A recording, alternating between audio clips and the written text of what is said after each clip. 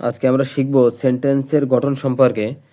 তো অ্যাসার্টিভ সেন্টেন্সের গঠন হচ্ছে যে এখানে subject plus verb plus extension plus full stop, এবং স্ট্রাকচার টু হচ্ছে যে দেয়ার প্লাস বি ভার্ব অর্থাৎ অ্যাম ইজ আর অজয়ের, এবং সাবজেক্ট নাউন অথবা প্রোনাউন অথবা এক্সটেনশন প্লাস ফুল স্টপ।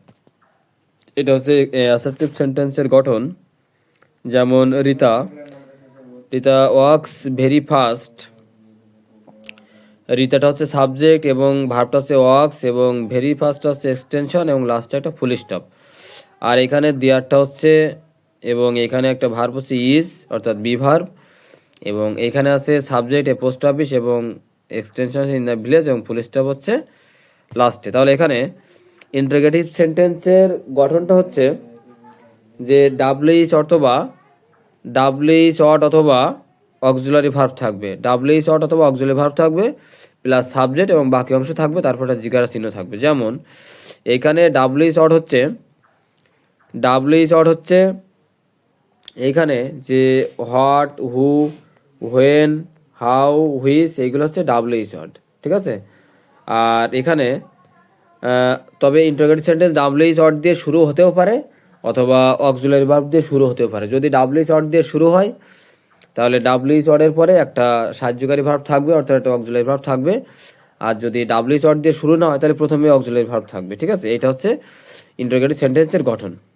যেমন এখানে হোয়াট ডিড দে থিংস এবং does he act like him, ঠিক আছে।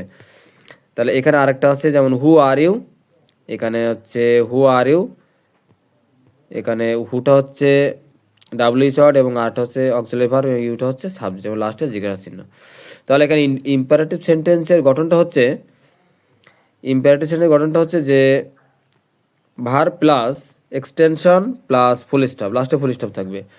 স্ট্রাকচার 2 হচ্ছে যে প্লিজ অথবা কাইন্ডলি থাকবে plus verb plus full stop থাকবে।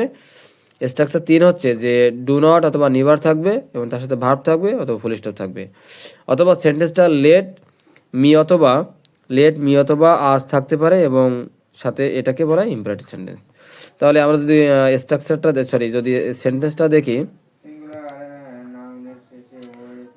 সেন্টেন্সটা দেখি তাহলে বুঝতে পারবো। সেখানে সেন্টেন্সটা হচ্ছে যে প্লিজ শাট দ্য ডোর,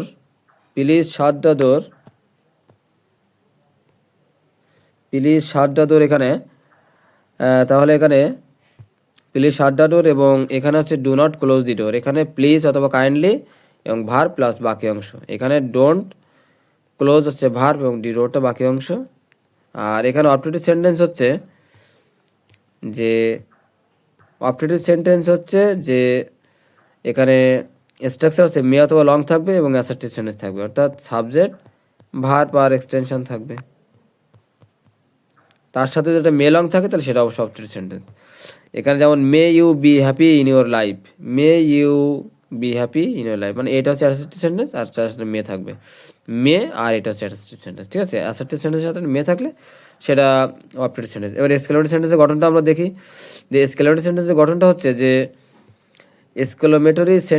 গঠনটা হচ্ছে যে স্ট্রাকচার উরে, এলাস, ফাই অথবা হার্স এইগুলো থাকবে এবং তার সাথে একটা অ্যাসার্টিভ সেন্টেন্স থাকবে, লাস্টে এক্সক্লেমেশন চিহ্ন থাকবে।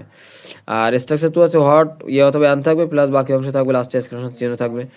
স্ট্রাকচার 3 হচ্ছে হাউ প্লাস অ্যাডজেক্টিভ থাকবে প্লাস বাকি অংশ, লাস্টে একটা এক্সক্লেমেশন চিহ্ন থাকবে। পরের স্ট্রাকচারটা হচ্ছে যে subject plus verb plus so plus adjective থাকবে এবং লাস্টে এক্সক্লেমেশন চিহ্ন থাকবে। স্ট্রাকচার 5 হচ্ছে সাবজেক্ট প্লাস ভার্ব থাকবে, সাজ থাকবে অথবা অ্যান থাকবে এবং অ্যাডজেক্টিভ প্লাস নাউন থাকবে, লাস্টে এক্সক্লেমেশন চিহ্ন থাকবে। তাহলে এক্সক্লেমেটরি সেন্টেন্স হতে গেলে অবশ্যই এক্সক্লেমেশন চিহ্ন থাকতে হবে। তারপর এখানে যদি আমরা সেন্টেন্সটা খেয়াল করি তাহলে এখানে উরে এবং একটা সেন্টেন্স থাকবে, I have got my last phone এবং what a nice but what অথবা অ্যান থাকবে এবং বাকি অংশ থাকবে, লাস্টে এক্সক্লেমেশন চিহ্ন থাকবে। হাউ থাকবে, অ্যাডজেক্টিভ থাকবে এবং বাকি অংশ থাকবে, লাস্টে এক্সক্লেমেশন চিহ্ন থাকবে। আই অ্যাম সো ওয়ারিড নাও, এখানে এক্সক্লেমেশন চিহ্ন থাকবে। এখানে সাবজেক্ট থাকবে, এখানে একটা সাবজেক্ট ভার্ব এবং সো এবং এখানে অ্যাডজেক্টিভ থাকবে ওয়ারিড এবং নাও এখানে এক্সক্লেমেশন চিহ্ন থাকবে। আর তারপরেরটা হচ্ছে যে দিস ইজ সো অ্যামেজিং, এখানে সাবজেক্টটা হচ্ছে দিস এবং ইসটা হচ্ছে ভার্ব এবং সাজটা হচ্ছে ছোটা হচ্ছে এবং অ্যামাজিংটা হচ্ছে অ্যাডজেক্টিভ, লাস্টে এক্সক্লেমেশন চিহ্ন থাকবে।